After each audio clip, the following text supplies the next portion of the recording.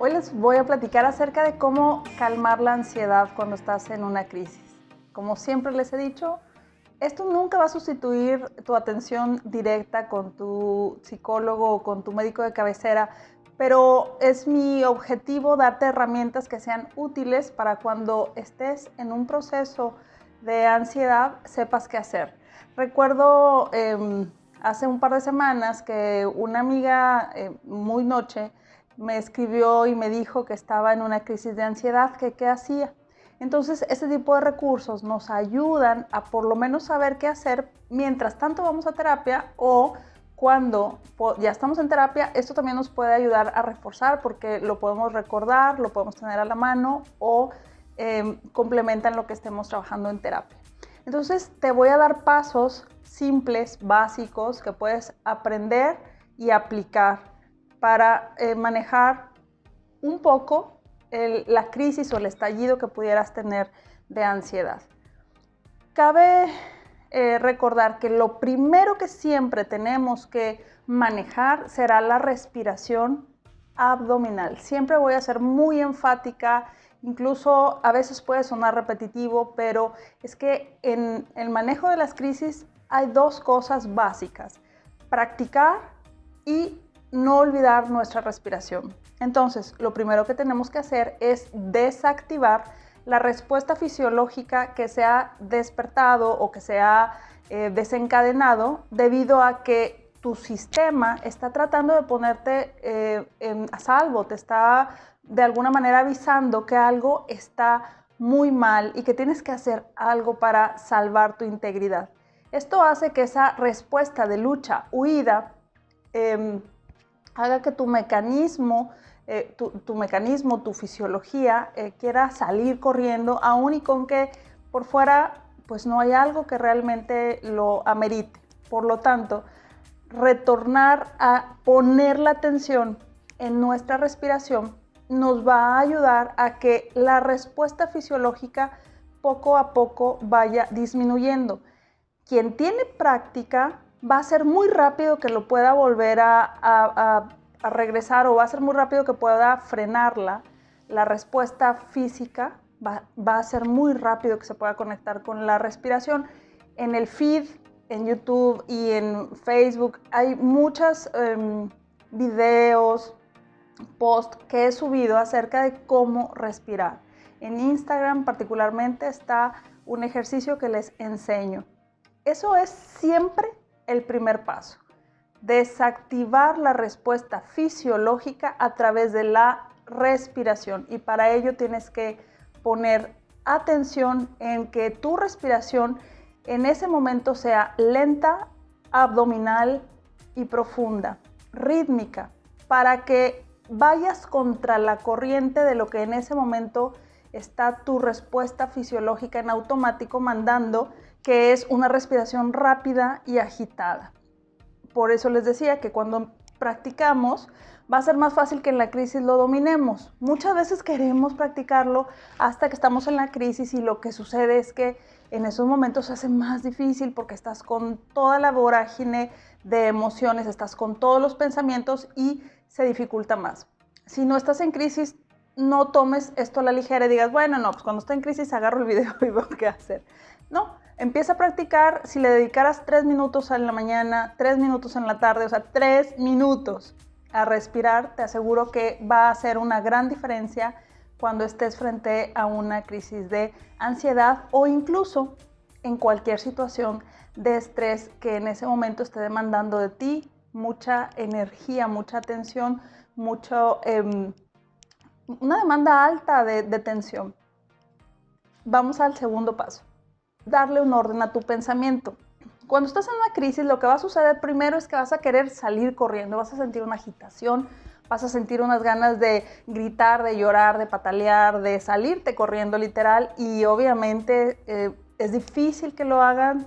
Muchas veces eso genera más tensión porque la persona se siente como atrapada y no haya qué hacer. Imagínate que estás, por ejemplo, en un supermercado, imagínate que estás en la fila del súper, imagínate que estás en el cine, y entonces la persona entra a la parte lógica y dice, pues ni modo que grite aquí. Entonces se incrementa mucho la respuesta fisiológica. Pero ¿qué pasa?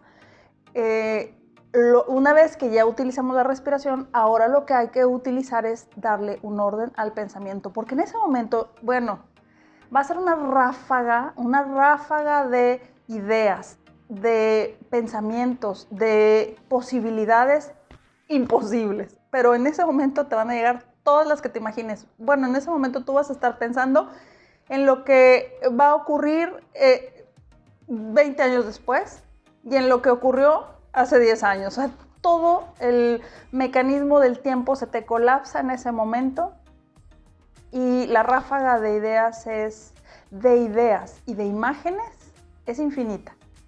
Por lo tanto, una vez que yo ya logré por lo menos bajar un poco la respuesta fisiológica o restablecer mi respiración a una respiración abdominal, tengo que ver qué está sucediendo en mi pensamiento y empezar a eliminar todos aquellos pensamientos. Y fíjense, hasta mi mano es como un movimiento que corresponde a lo que tienen que hacer. Imagínate que llegara así me lo imagino, como un tren de opciones mentales y tú vas quitando del camino aquellos vagoncitos, aquellos vagones que llevan, además cada vagón, imagínate que lleva infinidad de pensamientos. Tienes que ir descartando. Para descartar y que venga el orden, tienes que seguir primero 4 pasos. ¿Qué pasó? ¿Qué pensé? ¿Qué sentí? ¿Y qué hice? ¿Qué pasó? Es que me detonó. Por ejemplo, vi una imagen en la pantalla que me hizo sentir incomodidad. Entonces, ¿qué pasó? Tiene que estar muy delimitado. Específicamente tendría que definirse en una frase corta. Porque cuando yo les pregunto qué pasó, generalmente tendemos a decir, no, y pasó, y fui, y vine, y sentí, y pensé, y revolvemos todo, y lo que estamos haciendo es ordenar. El qué pasó debe definirse de manera corta, y debe ser o debe corresponder a aquello que fue lo que te disparó el proceso de ansiedad. Ojo, al principio no es fácil identificarlo, sobre todo aquellas personas que tienen muy arraigadas las crisis de ansiedad sin atención, que tienen mucho tiempo o que el diálogo mental es mucho más alto que en aquellas que no tienen tanto diálogo mental. Entonces, ese qué pasó debe estar definido en una frase y debe ser específico hacia lo más cercano o lo exacto de lo que nos sucedió. Luego viene el qué pensé. El qué pensé va a corresponder a qué pasa por mi pensamiento. Incluso les invito a que usen esa pregunta, porque a veces si repetimos la frase ¿qué pensé? Pues nada, es la respuesta casi típica. Pero cuando hacemos ese cambio y decimos, ¿qué pasa por mi cabeza en ese momento? Incluso quienes están en terapia conmigo, generalmente les enseño siempre o les dirijo siempre a esa forma de responderse o de autorresponderse. ¿Qué pasa por tu cabeza?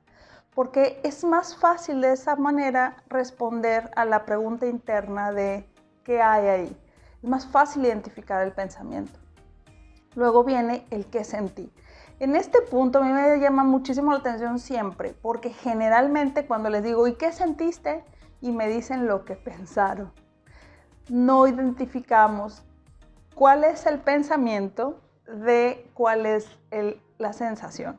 Y no es que no sepamos hacerlo, es que no estamos acostumbrados a ordenar lo que sucede adentro de nuestro pensamiento. Entonces, ¿qué sentí? Miedo, temor, rabia, angustia. Y hay gente que no sabe darse el permiso de reconocer lo que siente. Este ejercicio además te lleva a conocer tu diálogo mental, pero también a darte el permiso de decir qué estoy sintiendo y darte el permiso de sentirlo para equilibrarlo, para trabajarlo, para saber qué está sucediendo dentro de ti. Luego del qué sentí viene el qué hice. Y yo les invito primero a que el qué hice esté respondido de manera natural. Pues salí corriendo, lloré, me puse a leer. que sea lo más natural posible, porque lo que vamos a hacer es trabajar sobre estos 4 pasos para lograr saber cuál es el que tenemos que modificar para que la crisis no empiece a ser la respuesta típica, básica, la respuesta automática que nosotros demos. Al principio se batalla, pero al final no hay práctica constante que no pueda anular prácticamente cualquier crisis de ansiedad, y si no es que la anula, por lo menos la reduce en un porcentaje muy alto. Vamos a ver el punto número 3. Hay que identificar ahora cuáles son los pensamientos que tenemos distorsionados. Esto implica mucha más información que quizás en un video tan pequeñito no pudiera yo profundizarlo, pero te lo voy a decir a grandes rasgos. El pensamiento, para que no genere ansiedad, tiene que tener 3 características desde mi perspectiva de trabajo. Debe ser útil, debe ser objetivo y debe ser enfocado. Cuando el pensamiento no es útil, objetivo y enfocado, está distorsionado. Es como si la señal no llega claramente y tú, voy a poner un ejemplo para tratar de entender mejor esto. Imagínate que tú estás viendo algo que es blanco y tú dices que es rojo, porque además lo ves rojo y todos los que están a tu alrededor se dan cuenta que es blanco. Distorsionar el pensamiento es precisamente no percibirlo de manera objetiva, enfocada, y por lo tanto no será útil y generará en la persona una infinidad de consecuencias internas y externas, puesto que vas a responder a ello. Hay formas de identificar los pensamientos distorsionados y hay varios tipos de pensamiento distorsionado. Yo te voy a mencionar 3, que son de los que he visto que son muy comunes. Catastrofización, que es siempre pensar que todo es catastrófico, es y será catastrófico. Ese es uno de los pensamientos distorsionados. Nunca me voy a aliviar, entre comillas, de la ansiedad. Nunca se me va a quitar. Siempre me va mal. Es una forma distorsionada de ver la realidad, como si pusiéramos un lente oscuro, o peor aún, a veces empañado, porque como que sí alcanzamos a ver que no es por ahí, pero no lo logramos reconocer claramente. Otra de las formas de pensamiento distorsionado que yo he visto muy comúnmente es la de el prietito en el arroz, así lo vamos a llamar. O sea, cuando todo está bien y todo ha ido caminando en tu vida, pero tú nada más te fijas en lo que está mal, y de ahí viene otra distorsión, que es maximizar. Entonces, es como si nada más vieras lo que está mal, no alcanzas a equilibrar con lo que está correctamente o que está bien en tu vida, y luego lo maximizas. Entonces, de ahí deriva esa otra distorsión, o puede derivar de esa otra distorsión. Algunas pueden ir en cadena, es decir, una te lleva a la otra, pero no necesariamente todo el tiempo están encadenadas. Pueden presentarse de manera autónoma, pero son de las que yo he visto, junto con la de minimización, las más comunes. Maximizar, minimizar, catastrofizar y ver solamente lo negativo son de las distorsiones muy comunes en ansiedad. ¿Te identificas con alguna de ellas? Sigamos con el 4 punto. Ya que bajamos nuestra respuesta fisiológica, 2, ya le dimos un orden al pensamiento, 3, ya identificamos cuál pensamiento no es útil, objetivo ni enfocado, 4, hay que dar un orden o ordenar, pero ya no me refiero a ordenar en jerarquía, sino a dirigir al pensamiento. O sea, no hay persona que tenga un pensamiento útil, objetivo y enfocado que haya tenido antes ansiedad y que le haya llegado por arte de magia tener ahora un pensamiento sin ansiedad y útil y objetivo. Esto parte únicamente del trabajo interno, de saber que yo tengo la capacidad de dirigir mi pensamiento. Y dirigirlo es este paso precisamente. Una vez que yo ya estoy todo el tiempo en respiración y observo cuáles son aquellos pensamientos que están distorsionados, lo que tengo que hacer es generar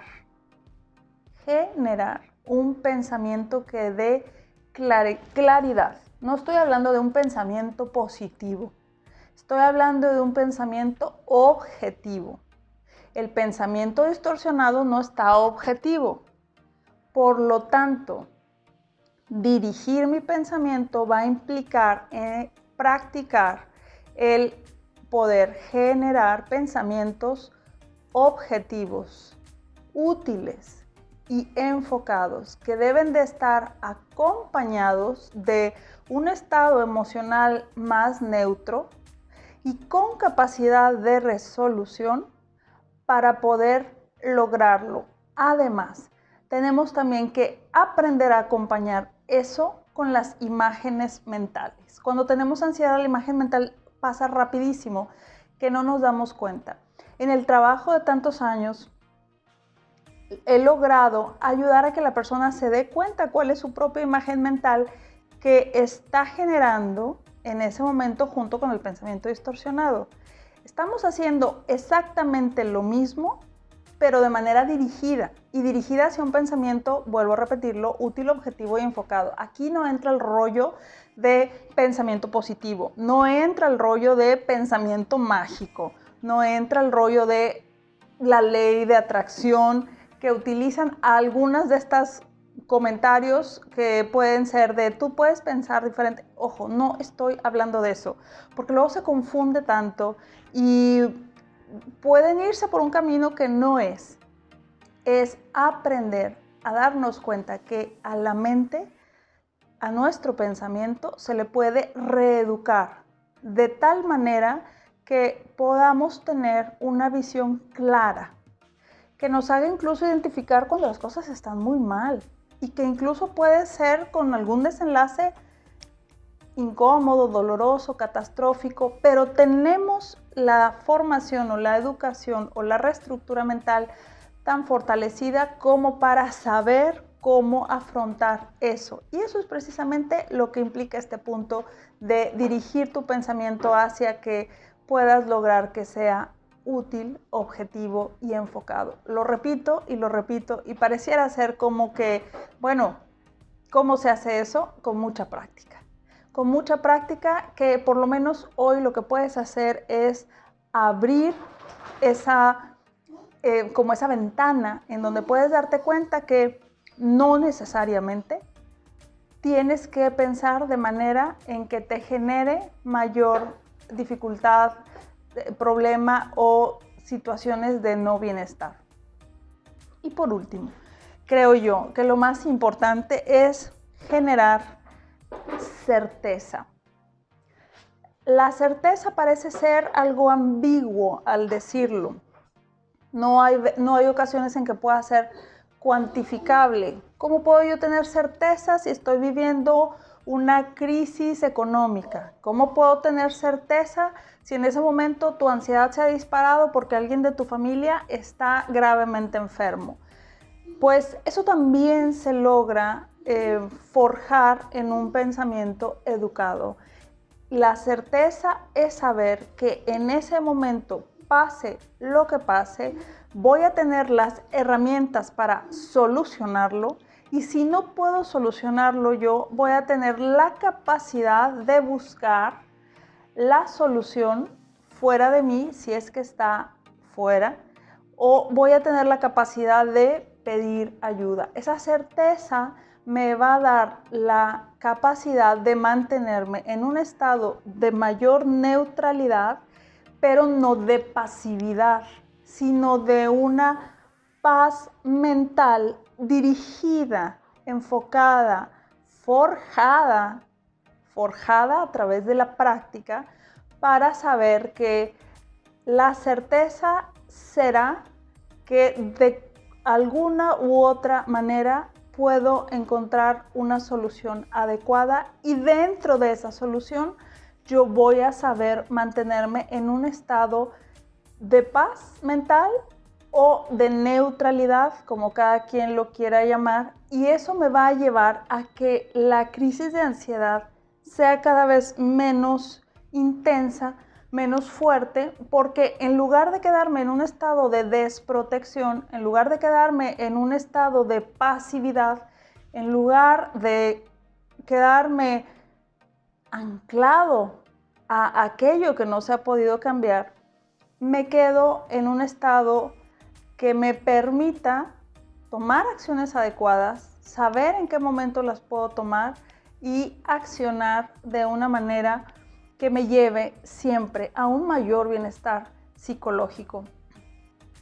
Cuando yo lo trabajo en terapia, cuando yo misma a lo largo de muchos años he llegado a este trabajo personal que, como se los he comentado, día a día lo sigo haciendo, ahora en otras formas, ahora en otros a lo mejor caminos, avances, pero sigo también este proceso. Les puedo decir que no se obtiene a la primera, se requiere mucha voluntad, se requiere paciencia, se requiere mucho tesón, porque es estar yendo contra esa fuerza mental que tenemos para autodestruirse en un pensamiento ansioso y reenfocarlo a un pensamiento, como les dije hace rato, no positivo, más bien objetivo y útil que nos lleve a una solución. Si ustedes lo practican, si ustedes se comprometen consigo mismos a reeducar su forma de pensar, pero tengan por seguro que no solo van a dejar de tener ansiedad, es que cualquiera de las cosas en su vida que quieran lograr será siempre más sencillo reeducando la forma en que pensamos. Espero, como siempre, que esta información les sea de mucha utilidad. Muchas gracias por acompañarme.